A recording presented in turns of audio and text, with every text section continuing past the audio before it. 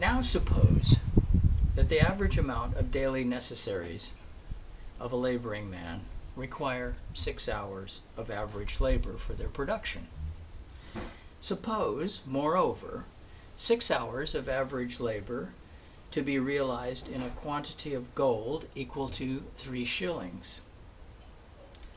Then 3 shillings would be the price or monetary expression of the daily value of that man's labor power. If he worked daily 6 hours, he would daily produce a value sufficient to buy the average amount of his daily necessaries, or to maintain himself as a laboring man. But our man is a wages laborer. He must therefore sell his laboring power to a capitalist. If he sells it at 3 shillings daily, or 18 shillings weekly, he sells it at its value. Suppose him to be a spinner. If he works 6 hours daily, he will add to the cotton a value of 3 shillings daily. This value, daily added by him, would be an exact equivalent for his wages, or the price of his laboring power, received daily. But in that case, no surplus value or surplus produce, whatever, would go to the capitalist. Here, then, we come to the rub. In buying the labor power of a workman and paying its value, the capitalist, like every other purchaser, has acquired the right to consume or use the commodity bought. You consume or use the laboring power of a man by making him work, as you consume or use a machine by making it run. By buying the daily or weekly value of the laboring power of the workman, the capitalist has, therefore, acquired the right to use or to make that laboring power during the whole day or week. The working day or the working week has, of course, certain limits, but those we shall afterwards look at more closely. For the present, I want to turn your attention to one decisive point. The value of laboring power is determined by the quantity of labor necessary to maintain or reproduce it.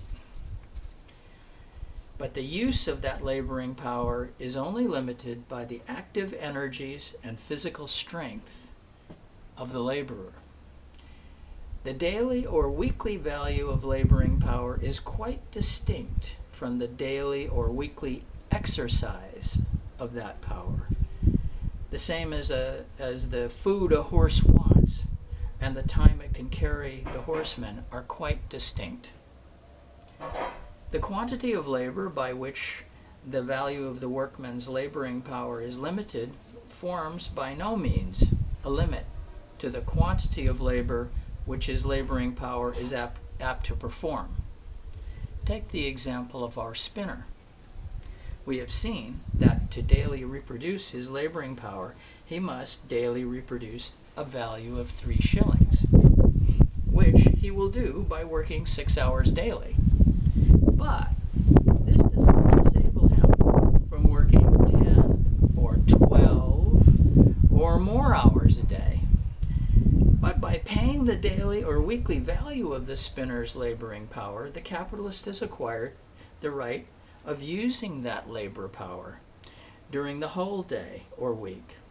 He will therefore make him work, say, daily 12 hours, over and above the 6 hours required to replace his wages or the value of his laboring power. He will therefore have to work 6 other hours, which I shall call hours of surplus labor, which surplus labor will realize itself in surplus value and a surplus produce. If our spinner, for example, by his daily labor of 6 hours added 3 shillings to the value of cotton, a value forming an exact equivalent to his wages, he will in 12 hours add 6 shillings worth to the cotton and produce a proportional surplus of yarn. As he has sold his laboring power to the capitalist, the whole value of produce created by him belongs to the capitalist, the owner pro tem of his laboring power. By advancing 3 shillings, the capitalist will therefore realize a value of 6 shillings, because advancing a value in which 6 hours of labor are crystallized, he will receive in return a value in which 12 hours of labor are crystallized. By repeating this same process daily, the capitalist will daily advance 3 shillings and daily pocket 6 shillings, 1/2 of which will go to pay wages anew, and the other half which will form surplus value, for which the capitalist pays no equivalent.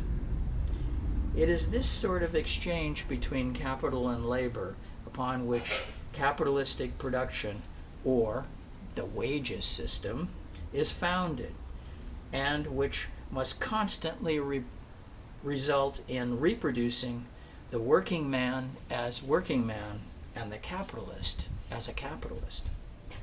The rate of surplus value, and all other circumstances remaining the same, will depend on the portion between that part of the working day necessary to reproduce the value of laboring power and the surplus time, or surplus labor, performed for the capitalist.